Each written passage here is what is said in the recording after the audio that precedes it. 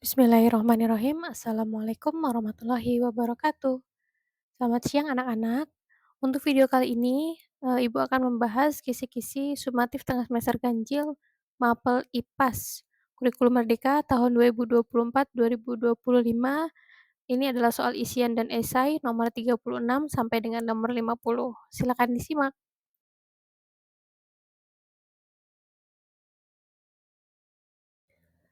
Kisi-kisi nomor 36, murid dapat menentukan jenis tulang berdasarkan bentuknya. Contoh soalnya, tulang yang bentuknya panjang dan memiliki rongga di dalamnya adalah tulang titik-titik. Boleh coba kalian jawab tulang apakah itu? Di sini Ibu jelaskan jenis-jenis tulang berdasarkan bentuknya. Yang pertama itu adalah tulang panjang atau juga biasa disebut tulang pipa. Bentuknya panjang dan berongga seperti pipa. Contohnya itu ada tulang paha, tulang lengan atas, dan juga tulang kering. Yang kedua itu adalah tulang pendek.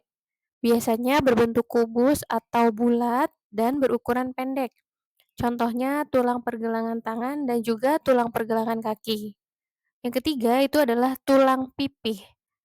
Memiliki permukaan yang datar dan luas. Contohnya tulang belikat, tulang rusuk, dan tulang panggul, tulang dahi, dan tulang dada. Nomor 4, tulang tidak beraturan. Memiliki bentuk yang tidak beraturan dan kompleks. Contohnya tulang belakang dan juga tulang wajah. Yang kelima itu adalah tulang sesamoid. Tulang ini berbentuk seperti wijen. Contohnya tulang tempurung lutut, tulang tangan, dan tulang telapak tangan. Sesuai dengan soal yang nomor 36 tadi, itu adalah tulang yang bentuknya panjang dan berongga. Berarti tulang apakah itu? Jadi yang diminta tadi nomor 36 itu adalah tulang panjang atau tulang pipa. Nah, untuk jawabannya, kalian harus memahami 5 tulang yang Ibu jelaskan tadi, bukan hanya tulang panjang atau tulang pipa saja.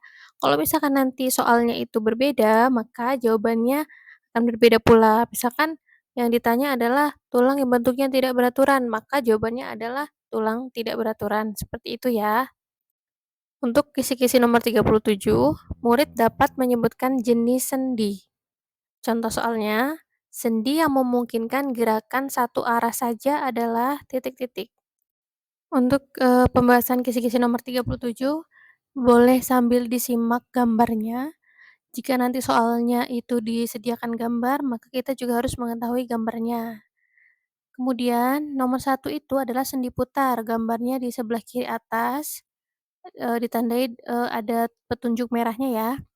Sendi putar adalah jenis sendi yang di mana tulang berputar di sekitar satu sumbu. Ini memungkinkan gerakan berputar atau rotasi. Di sana menunjukkan ke bagian tulang leher. Jadi contohnya itu adalah tulang leher. Yang kedua itu sendi pelana. Sendi pelana gambarnya menunjukkan ke bagian bawah itu kiri bawah. Ini adalah jenis sendi yang memiliki bentuk mirip dengan pelana kuda dan memungkinkan gerakan ke atas dan ke bawah serta geseran samping kanan atau samping kiri. Ini contohnya adalah pada tulang pergelangan tangan atau pergelangan kaki. Bisa dilihat gambarnya. Kemudian nomor 3 itu sendi geser atau sendi luncur. Di gambar itu tulisannya sendi luncur. Adalah jenis sendi yang memungkinkan geseran atau pergeseran tulang satu sama lain dalam berbagai arah. Yang keempat, sendi engsel. Sendi engsel itu gambarnya di bagian kiri tengah ya. Adalah jenis sendi yang memungkinkan gerakan hanya sepanjang satu sumbu, mirip dengan engsel pintu. Itu contohnya adalah tulang siku. Kemudian nomor 5, sendi gulung.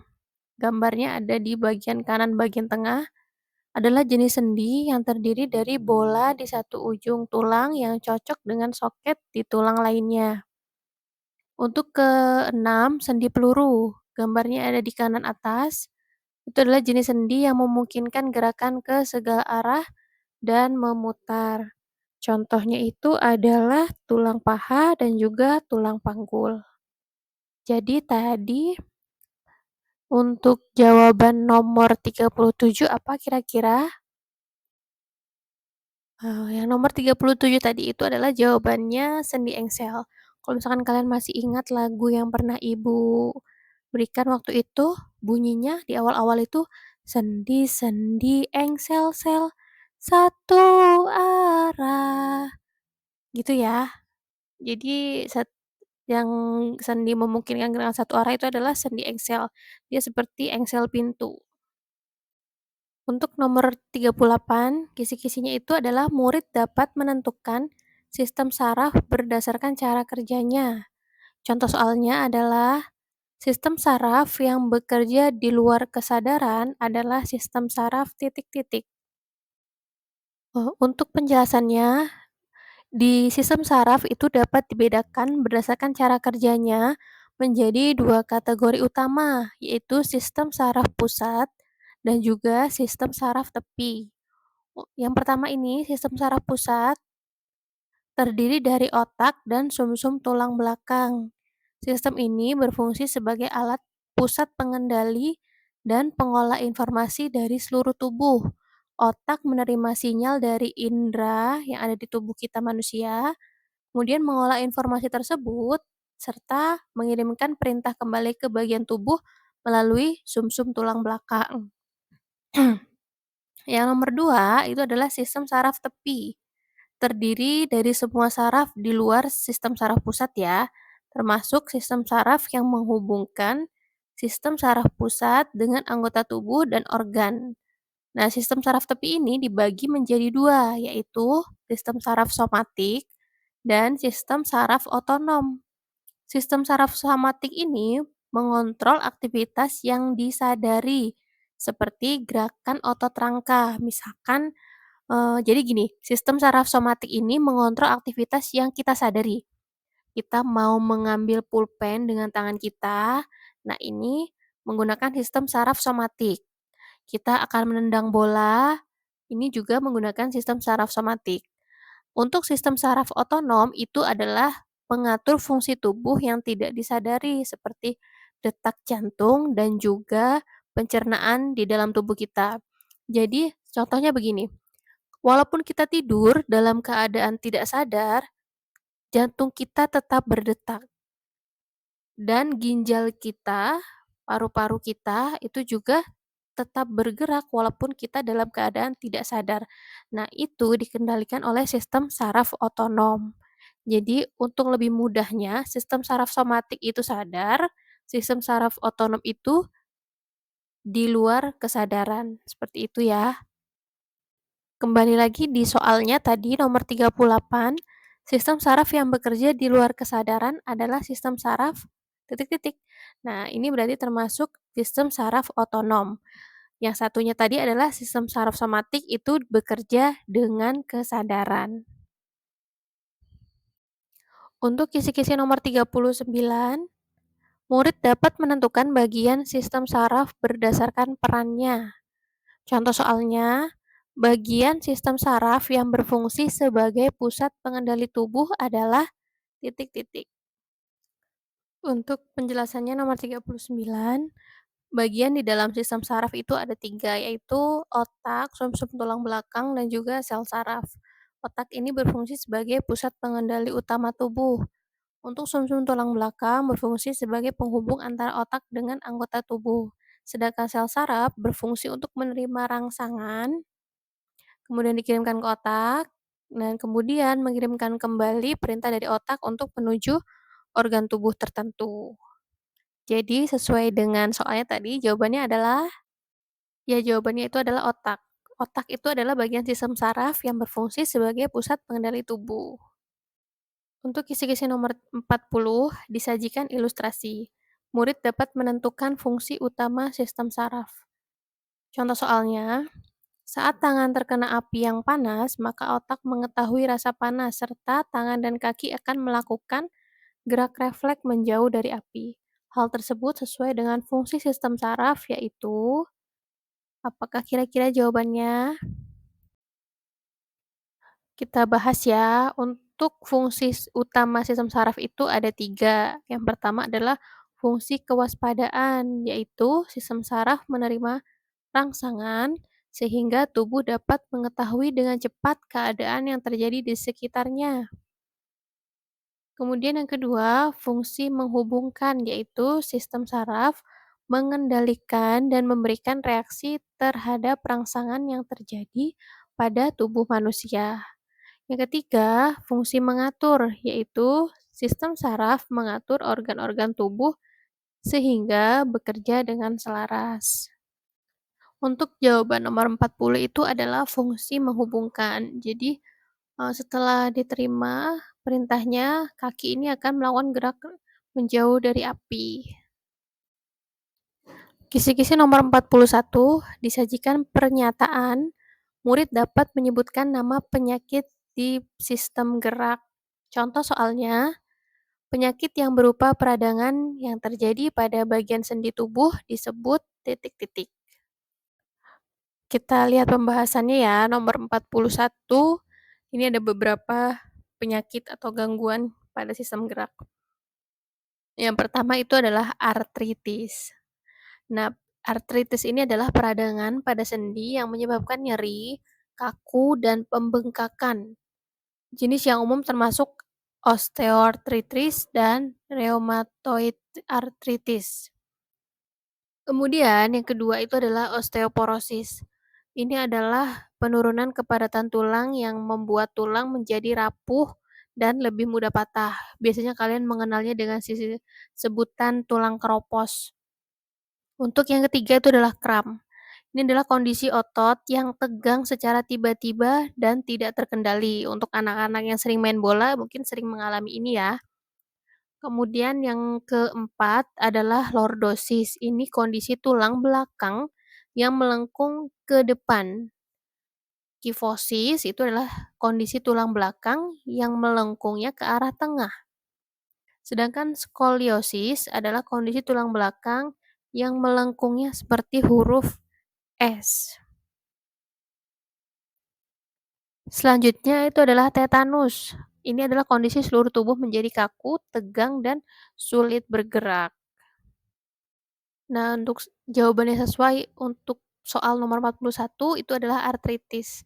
Penyakit yang berupa peradangan yang terjadi pada bagian sendi tubuh disebut artritis. Namun, ini hanya prediksi soal saja. Jadi kalian tetap harus mengetahui penjelasan-penjelasan beberapa penyakit yang Ibu jelaskan tadi. Misalkan tetanus itu apa? Lordosis itu apa? Jadi misalkan nanti soalnya yang keluar itu selain artritis, kalian juga bisa menjawab. Untuk kisi-kisi nomor 42, murid dapat menentukan politik yang dilakukan oleh Belanda. Nah, contoh soalnya, Belanda mendapatkan rugi yang besar disebabkan oleh Pangeran Diponegoro. Ini saat berperang dengan Pangeran Diponegoro ya maksudnya.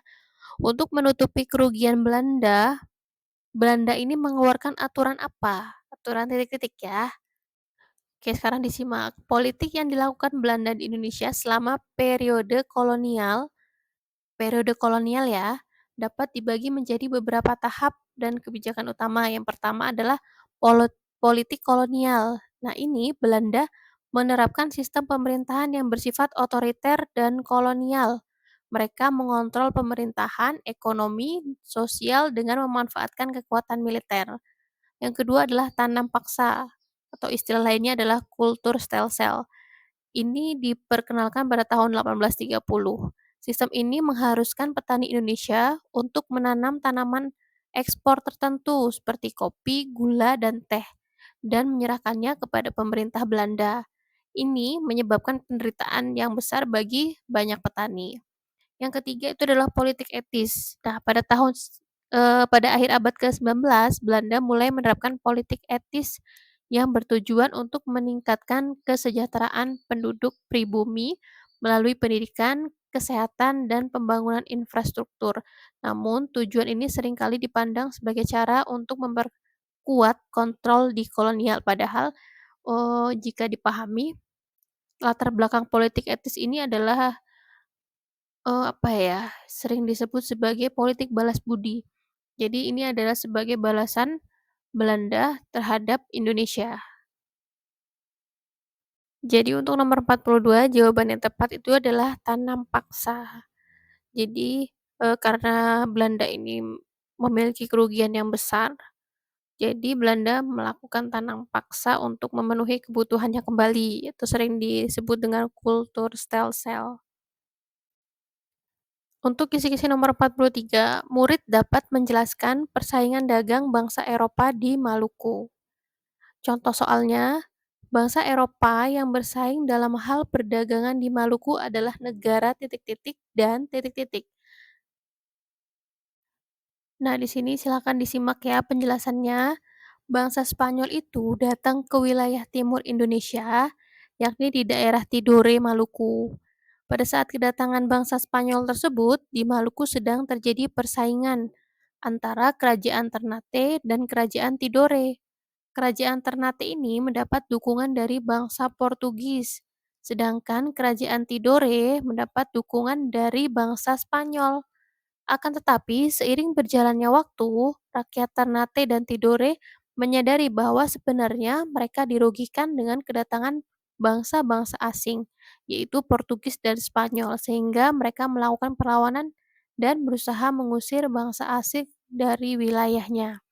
Jadi tadi, persaingan ini dilakukan oleh 2 negara, yaitu Spanyol dan Portugis.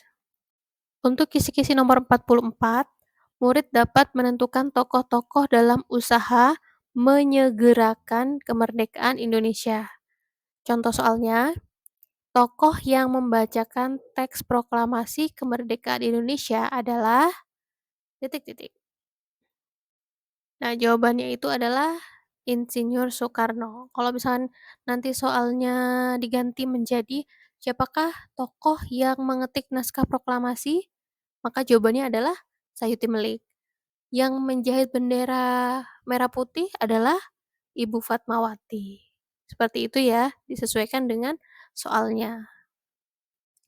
Untuk kisi-kisi nomor 45, murid dapat menentukan sikap politik yang dilakukan oleh Belanda yang perlu kita hindari.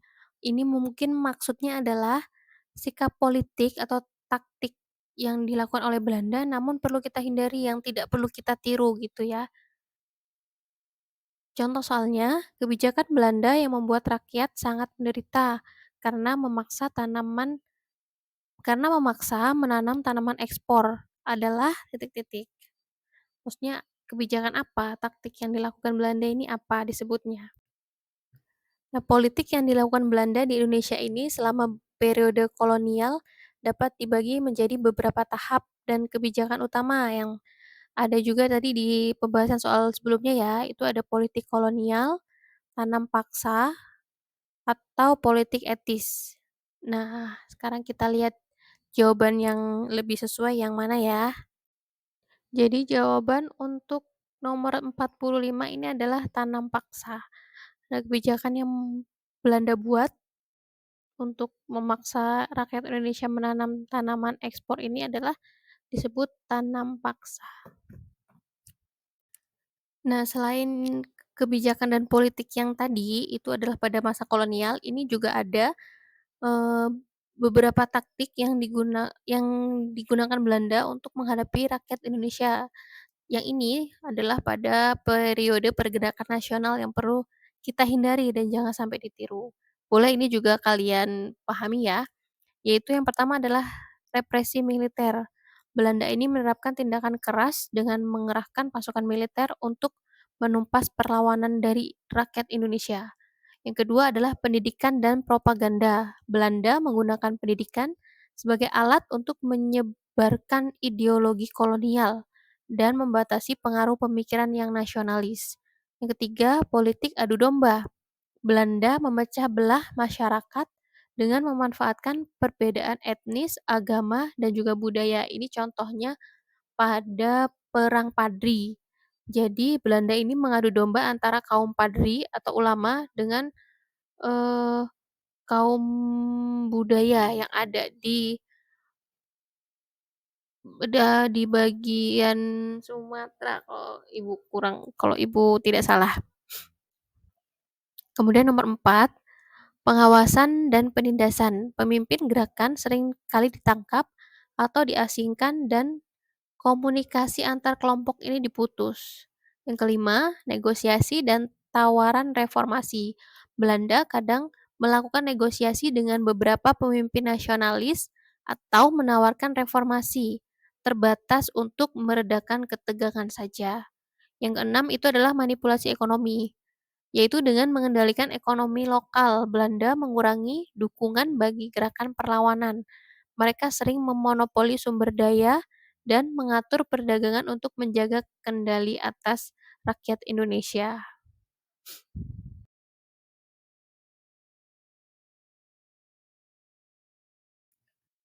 Untuk bagian esai yang nomor 46 ya, kita mulai dari kisi-kisi nomor 46.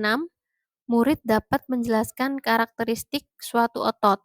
Nah, otot itu kan ada 3, lurik, jantung, dan polos. Ini ibu berikan satu contoh soalnya, misalkan sebutkan karakteristik otot lurik.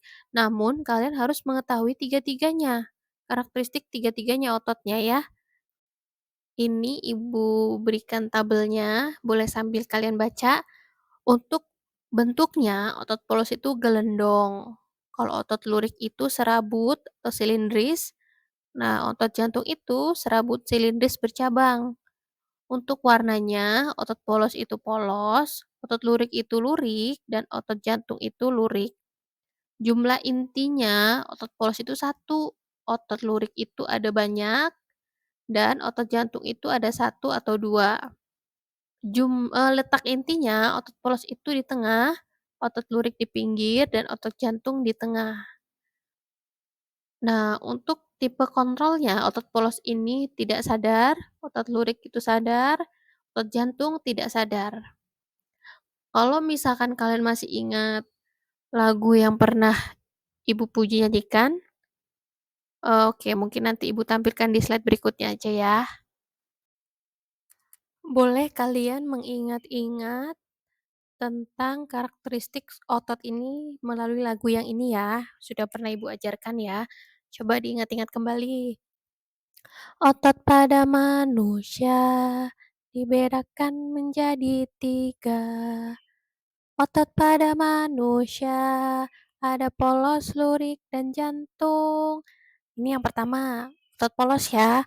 Otot polos bentuk gelendong, inti sel satu dan di tengah. Maksudnya jumlah inti selnya itu ada satu dan letaknya itu ada di tengah.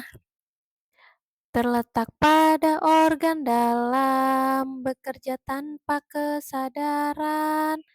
Nah, jadi otot polos ini letaknya ada di organ-organ dalam tubuh manusia. Misalkan ada di bagian pencernaan manusia ya. Kemudian dia ini bekerja tanpa perlu adanya kesadaran. Walaupun kita tidur, dia tetap bisa bekerja. Jadi walaupun kita tidur itu sistem pencernaan kita tetap bekerja. Kemudian otot lurik. Otot lurik di rangka, banyak inti sel di tepinya. Jadi otot lurik itu terletaknya di rangka tubuh. Kemudian inti selnya jumlahnya itu ada banyak dan letaknya ada di tepi atau di pinggir. Bentuk silindris panjang, bekerja dengan kesadaran. Nah, bentuk otot lurik ini bentuknya silindris panjang dan sistem kerjanya itu adalah dengan kesadaran. Jadi, otot lurik ini di bagian tangan misalkan. Jadi saat kita mengambil mengambil sesuatu dengan tangan atau menendang bola dengan kaki kita itu perlu kesadaran. Karena kita sambil tidur tidak bisa menendang bola ya. Kemudian yang ketiga otot jantung. Otot jantung ada di jantung, bentuk silindris dan bercabang. Jadi otot jantung itu hanya ada di jantung. Bentuk silindris dan bercabang. Kemudian inti selnya ada di tengah, bekerja tanpa kenal lelah. Nah, otot jantung ini inti selnya ada di bagian tengah dan sistem kerjanya adalah tanpa kesadaran, dia tanpa kenal lelah. Begitu ya. Nah, jadi karakteristik otot lurik itu adalah terletaknya di rangka, jumlah inti selnya banyak, letaknya itu inti selnya di tepi atau di pinggir, bentuknya silindris panjang, dan bekerja dengan kesadaran. Namun perlu diingat, nanti kalau misalkan soalnya itu adalah otot polos atau otot jantung, kalian tetap harus bisa mengerjakan. Nomor 47, disajikan ilustrasi, murid dapat menentukan fungsi utama sistem saraf. Contoh soalnya, dengan adanya sistem saraf manusia, mohon maaf, dengan adanya sistem saraf, manusia bisa merasakan panas, sakit, dan rasa yang lainnya. Sebutkan fungsi utama sistem saraf pada manusia. Oke, Bu jelaskan ya. Fungsi utama sistem saraf manusia itu ada tiga. Ini juga sudah dijelaskan di soal sebelumnya. Yang pertama adalah fungsi kewaspadaan, yaitu sistem saraf menerima rangsangan sehingga tubuh dapat mengetahui dengan cepat keadaan yang terjadi di sekitarnya.